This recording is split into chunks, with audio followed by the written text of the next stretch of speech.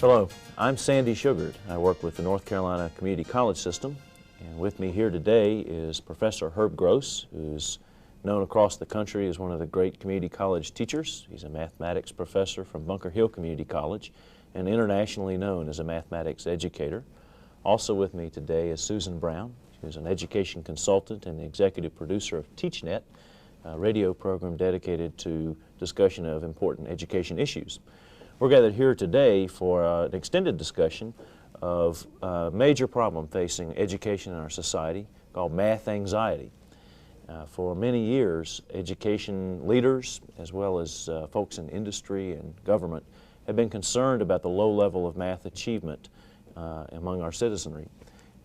It's even more important now, perhaps than ever, with the workforce preparedness issues that we face today.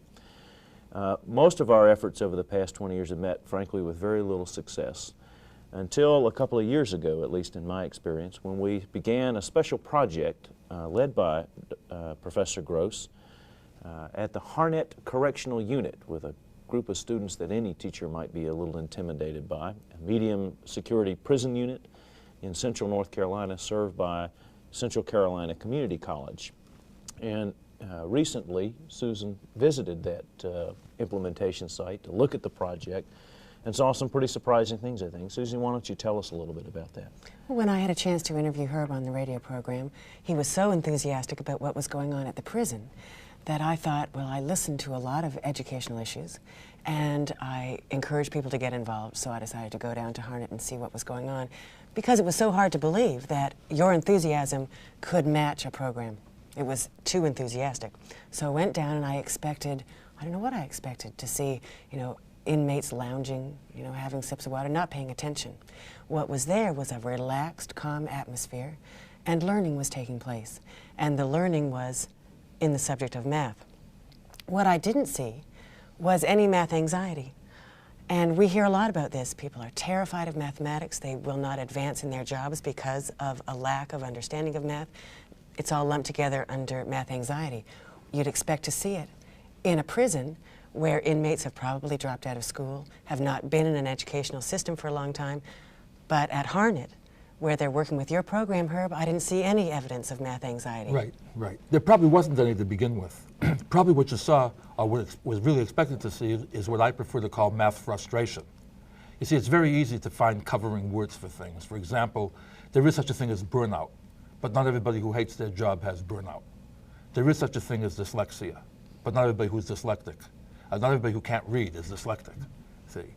And there is such a thing as math anxiety, but most people who are bad at math don't have math anxiety. In fact, historically, math anxiety was a very, very selective term. It was applied only to very, very bright people who had trouble with math for no apparent reason. And you see, what we were seeing at the prison, I think, is a very, very interesting thing. Most people who have math frustration have it either because sometime early in their career, they were on chapter 3 of a textbook when the teacher was already talking on chapter 6. And they fell far behind and they got frustrated. And one frustration led to another, and pretty soon they were petrified of the subject. And in that sense, it wasn't anxiety, it was fear, frustration, okay? Now, one of the things that we do in our project at Harnett is all my lectures are on videotape. So it becomes a self-paced course. It's impossible to be behind in a self-paced course. If the student's on chapter 3 and I'm talking to somebody else on chapter 6, that student can still look at the lecture on chapter 3, then get to chapter 4, and there's still a live teacher around to ask questions. So you begin to see that lack of frustration replaced by self-esteem, by confidence, when the person says, hey, the only thing that was wrong with me is I was too slow before. See, I could learn it if I had more time. But the more amazing thing that surprised me was how the inmates, and I think that speaking about inmates now, that's just a control group. I mean, any student would have the same reaction. They were amazed when they found out how much of mathematical difficulty was due to language. Reminds me of a cartoon that I saw many, many years ago. And it's funny how in life a strange thing can get you started. I saw a cartoon that made me think, it was a funny cartoon. It's a cartoon, it takes place during the flood. It's in the time of Noah. And it's pouring rain. And there's miles and miles of animals in pairs waiting to get onto the ark. And at the very end of the line are 2 zebras. And one zebra says to the other zebra, Don, Noah, and his stupid alphabetical order. Okay? Now, that's a funny story, isn't it? The amazing thing about that story is suppose you wanted to translate that cartoon into a foreign language. Did you ever stop to realize that that cartoon has nothing to do with the animal zebra? It has to do with the word zebra. For example, in a different language, if the animal zebra began with a different letter of the alphabet, say near the beginning of the alphabet, that wouldn't be a funny cartoon. And that's what made me start to think about the fact that we talk about concepts, but we see words. Almost a language is an artificial language. I mean, it's an artificial construction. It's man-made. And basically, lots of times when you have trouble learning something, it may be because of the language, not because of the concept. I only know one sentence in Spanish.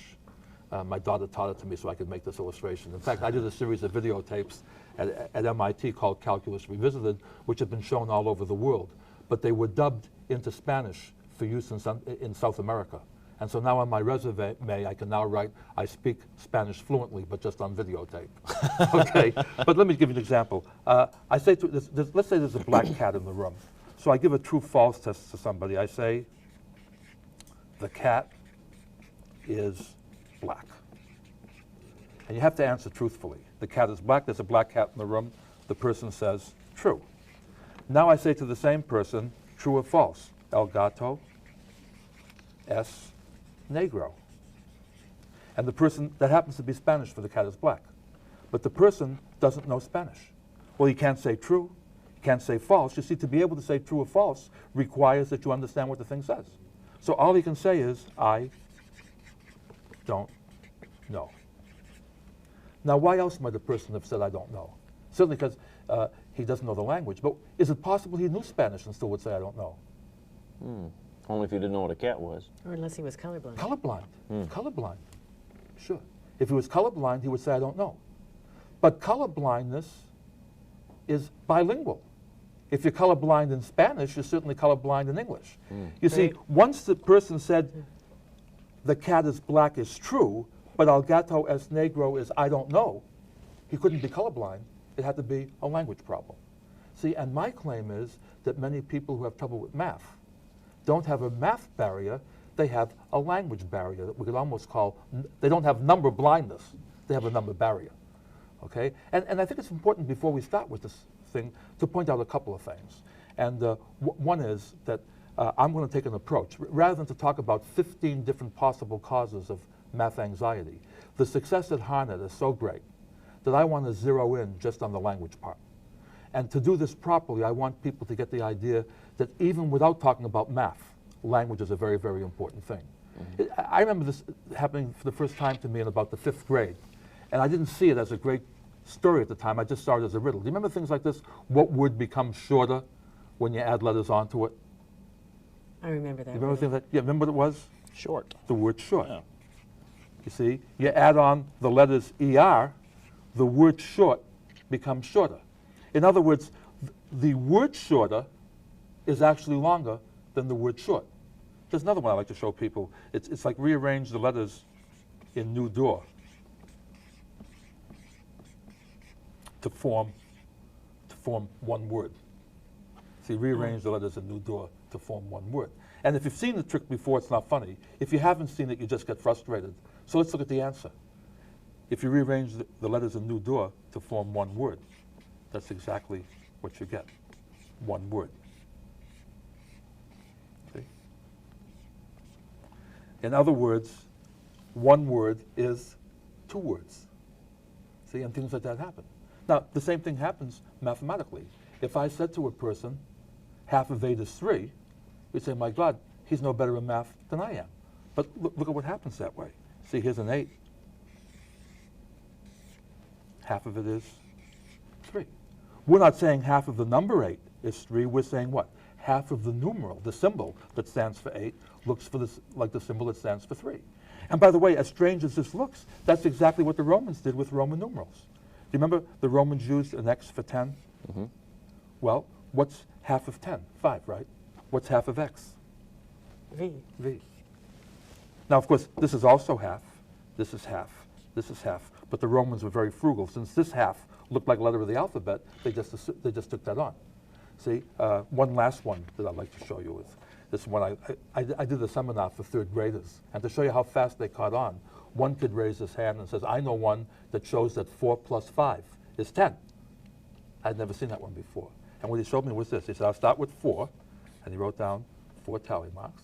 He says, now I'll add on 5 more tally marks. 1, 2, 3, 4, 5. That's good. Okay, do you follow what I'm saying? You see the difference between the concept of 10 and the word that denotes 10? See, it's a very, very important thing. Now, you may say something like, well, what's that really got to do with learning mathematics? See, and my claim is that everything you've seen in math basically is a language thing. Nobody has ever seen a number, for example. Well, to make this really awkward, now you have to understand English. You've seen numbers as adjectives, not as nouns. Like if I say 3, you might think of 3 fingers, 3 apples, 3 people, but you don't usually think of 3-ness by itself. Now, again, if I'm a young kid and somebody says, how much is this many and this many, I just say it's this many, right? Right. Notice how much more complicated it is to write 3 plus 2 equals 5, which is a complete sentence in the language of mathematics. By the way, it's a universal language. You see, in English we say 2, the Russians say dva, German says zwei, but they all read this the same way. But here's a complete grammatically correct sentence without a single word in it. And see, we have youngsters that learn to count on their fingers very, very, very early in life. You say to a little kid, how much is 89 plus 4? He starts with 89, holds up 4 fingers and counts 90, 91, 92, 93. Now, if you had written down for that youngster 89 plus 4, 4 and 9 are 13, put down the 3 and carry the 1, I mean, that's kind of scary. And yet, what do we do in school very often? We say to the kids, big children don't count on their fingers. See, and what's wrong with counting on your fingers? What you're saying is that using your fingers to count is a way of using a vocabulary that's already familiar to you. That's right. And see, it's a form of relevance. It's a form of relevance. See, the fingers are relevant to the kid. They make sense to the kid.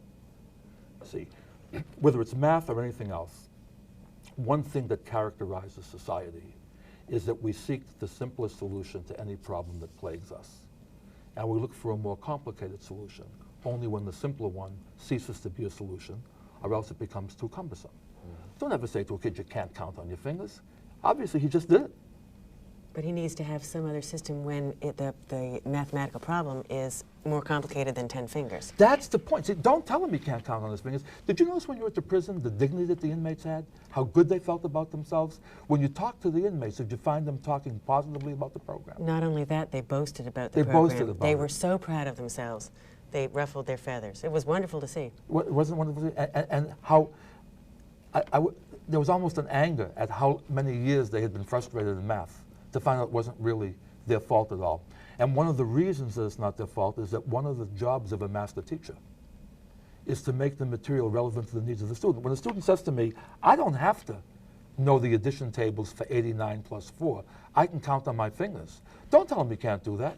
Just say to him, oh, great. How much is 523 plus 136? Now, unless, God forbid, it's a birth defect baby or something like this, you're not going to be able to do this problem on your fingers. See, have this kid look at the 423 and try to visualize the 136. Now, the student says, I don't have enough fingers.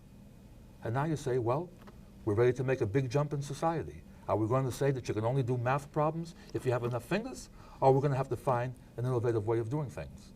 Now, for example, you know, it's a very kind of interesting thing. You'll hear a teacher sometimes say, it's as simple as 2 and 2 is 4, or it's as simple as 3 and 2 is 5. You know, that's a very, very complicated concept. I think I've done this with Susan before, but just for the fun of it. If I wrote down 3 plus 2 is 40, would you think I was a good mathematician or a bad mathematician? Bad. Bad, right? Bad mathematician. Then I said, oh, I'm sorry, I get so excited seeing you folks here that I didn't write down the whole problem. What I meant to say was 3 dimes plus 2 nickels is 40 cents. So you didn't have matching nouns. Yeah, in other words, what's interesting is that when you take this little statement that we wrote down before, that 3 plus 2 is 5, that's a profound statement. Do you know what that says? It says that 3 and 2 are 5 whenever 3, 2, and 5 are adjectives modifying the same noun. If they're not modifying the same noun, all bets are off. And in fact, do you notice what you did here? You found a common denomination. You said that 3 dimes was 30 cents, and 2 nickels was 10 cents. Now, since the 30 and the 10 are modifying the same noun, we can add them and keep the common denomination. And I don't want to scare anybody this early into the program, but we just did fractions. Notice that the word denomination sounds like denominator? And what about that word numerator? It's kind of funny, isn't it? It sounds like it means something other than top. I mean, wouldn't you say an educated person should use the simplest word that gets the job done, not the hardest? Sure. See, if top and numerator meant the same thing, shouldn't you just say the top? Sure. But they don't mean the same thing. For example, Christian Dior never invented the numeratorless bathing suit. See, if you're going to use the big word, make sure there's a reason for it so that the student understands it. Right. See, numerator sounds like enumerate. Enumerate means to count. To count answers the question of how many. How many is an adjective. Denominator sounds like denomination. That's the size. That's a noun. You need a common denomination before you add. Now let me show you something strange about that.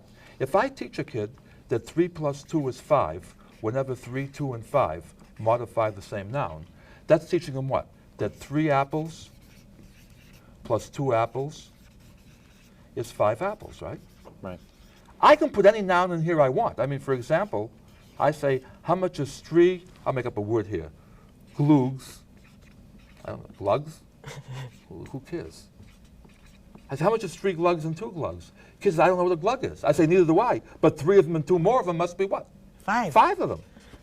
Heck, that's simple. Now watch what happens. I want to just show you the number problem here. Suppose I now say to a kid who's never heard the word billion, how much is 3 billion plus 2 billion? And he'll say 5 billion. He'll say 5 billion, because he doesn't have to know what the word billion means. He has 3 of them plus 2 more. That's 5 billion. Now remember we talked about number blindness and the like? Look, the problem is in the language of place value, when you put down this 3 over here, how do you show the person that the 3 is modifying billions? You see, 3 is always this number, 1, 2, 3, no matter what it modifies. But 3 what? Like a person is walking down the street with me and says, what's that over there? I say, oh, that's a yellow. A yellow what? Yeah. See, I have to show the person that this means what? 3 billion. Now, how do I do that in place value? I have to say there are no millions, no thousands, and no units. And 2 billion now looks like this. Now look at the psychological problem here. Psychologically, if you're afraid of math, does the bottom problem look tougher than the top problem? Absolutely. Sure it does. Sure it does. And if you say the top one is easy, but the bottom one is hard, you don't have a math problem. You're not number blind. You have a language problem. You have to be taught that the price you pay for getting rid of the word billion is you have to put in 9 zeros. Now let's go back to that problem that I was dealing with before. I'll go back to the same one, because just in case somebody was paying attention, we should go back to it. We put down 423 plus 136. Okay. Right? Well, what is this an abbreviation for? It stands, see, look at, there are hundreds, right? Tens and ones, aren't there? And 423 means what? 4 hundreds, 2 tens, and 3 ones. 136 means 100, 3 tens, and 6 ones. Now, when is 6 plus 3 9? When they modify The same the noun. same noun. Now, even if you didn't know the word ones, are the 6 and the 3 in the same column? Numbers in the same column modify the same noun. See, 3 in the first column plus 6 in the first column is 9 in the 9 first in the first column. column. See, we said, okay, sure, 9 in the first column. 2 in the tens column plus 3 in the tens column. And if you don't like that word, 2 in the second column plus 3 in the second column is 5. Mm-hmm. And 1 in the hundredths place and 4 in the hundredths place is 5 in the hundredths place. And now, without counting on our fingers, though actually we did, we could count on our fingers for the hundredths place, we can count on our fingers in the tens place, and count on the fingers in the ones place. In one fell swoop, we have added 423 plus 136 to get 559 in a way that extends what was natural for the kid to do in the first place. He's still counting on his fingers. Mm-hmm. But you see what's happened? How long would it have taken if you didn't notice this particular thing? See, just to jump ahead a little bit too, when you're learning multiplication, why do kids have trouble with the 8 table, for example? Because they're counting on their fingers, see? They'll say, let's see, 8 times 2, that means 8 plus 8. Well, they say 8 and 8 more, my God, it's 9, 10, 11, 12, 13, 14, 15, 16. Then you say, okay, what's 8 times 3? They say, my God, 16, 17, 18. When you want to make change for suppose you pay for something that costs $8. Do you usually give the guy 8 ones? Or do you usually give him a 10 and he gives you $2 change? Mm-hmm. Kids have seen that before. So why not teach them, hey, to add on 8, add on 10, that would give you 26. Take away 2 ones, that leaves you with 24. The average kid grasps that because he doesn't realize that's the same thing as adding 8 on. So what's he going to do next? He says, wow, that was easy, but it was too easy. I'd probably get a different answer if I did it the long way. And now they're doing the same drill that wasn't fun before. Why? Because they're involved now. They see where it's coming from. It's made relevant to them. Sure. And they're having fun testing to see if Sure. the teacher's right. Sure. Now, of course, the next thing people like to say to me is, yeah, I knew whole numbers before. It's them fractions that give me trouble. Right. That's true in applied math as well as in the math classes. Yeah, yeah. And you know what's interesting about that? If you understand whole numbers, you understand fractions.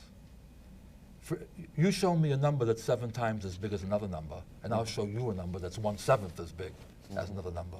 You know, and I think, I don't want to get into fractions right away, but let's just do something over here. Suppose you're a foreign language, English as a second language student, and the teacher has taught you the sentence, John is taller than Bill. And the teacher says, rewrite this so that Bill's name comes before John's. Okay? Now, just because you know the word taller, do you automatically know the word shorter, or do you have to learn that? You have to learn that. See, conceptually, if John is taller than Bill, I know in my language that Bill is shorter than John. But I don't know, see, when I write the word Bill is something than John, the one thing I'm sure of is that the word taller isn't going to go in here. I kind of want to make up the word untaller. See, untaller, like necessary, unnecessary, even, uneven. But it happens that untaller isn't the word. The word happens to be shorter. So that even though I knew the concept, I didn't know the vocabulary automatically. Let's suppose, for the sake of argument, that you're comfortable with whole numbers, but you're not comfortable with fractions. So I say to you, true or false, 1 week is 7 days. And you say, oh my God, I don't know fractions.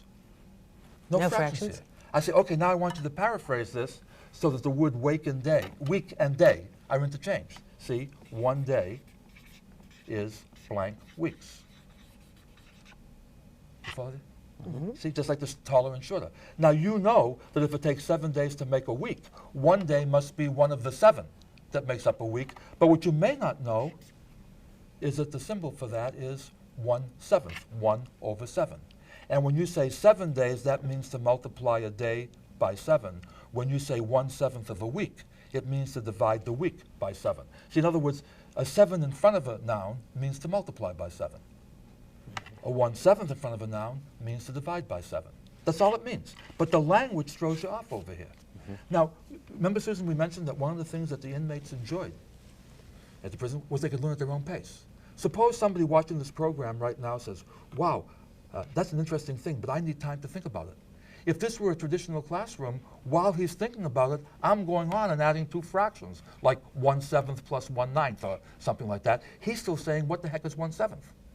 What's going to be nice about this is we're going to be ending this program, this particular phase. We have, remember, 4 half-hour tapes of a continuous conversation, but we're deliberately stopping every so often, not just to make convenient time blocks, but to have the viewer realize that if there's something you want to review before you go on to the next segment, you just stop the tape and go on. In other words, didn't one of the inmates tell you that one of the nice things about having me on tape was they could eject me whenever they wanted? That was funny. That's what they said. They said, with Herb Gross on tape, we can shut him up. Yeah. When he's not on tape, we can't. But the thing that they were interested in was what? Now they can go back and say, let's see, taller is to shorter, as 7 is to 1/7. They can practice that way. And by the way, when you talk that way, you go up to a little kid and say, you're the big brother, he's the little brother, why don't you keep 2/3 of the candy and give him 1/3? That kid doesn't know what you're talking about, but he's polite, and he waits for you to leave. And as soon as you leave, he wants to make sure you're not there anymore. He says, I'm going to divide the candy up my way. And what does he say? 2 for me, 1 2 for for you. me, 1 for you. 2 for me, 1 for you. And what's interesting over here is he's taking what? 2 and 1 is 3. I'm taking 2 out of every 3. And I never hear a fraction there. Yeah. See, so when I work with youngsters in the 4th grade, by the time I get through with them, when I say 4/7, they're thinking 4 out of every 7. That means if I take 4 out of 7, that leaves 3. So that means 4 for me, 3 for you. Right. See? But what throws them off is the 4 over the 7, and that in turn is nothing compared to the phrase 4/7, which they haven't heard. But every one of them understands 4 for me, 3 for you. So the problem isn't numbers, it isn't math anxiety, it's language. It's a language. And we need to get a bilingual I in think that. so. That bilingual in math, that's exactly it. Okay. I think that's exactly what it boils down to. And again, you know, you have to understand, it's different strokes for different folks. You know, in closing this segment, if everybody in the audience would just fold their hands and see which way their thumbs go. See, my left thumb goes over my right thumb. So does mine. So does mine. Sandy's has Sorry, right. y'all do it wrong. Y'all do it wrong. See, now here's the interesting part.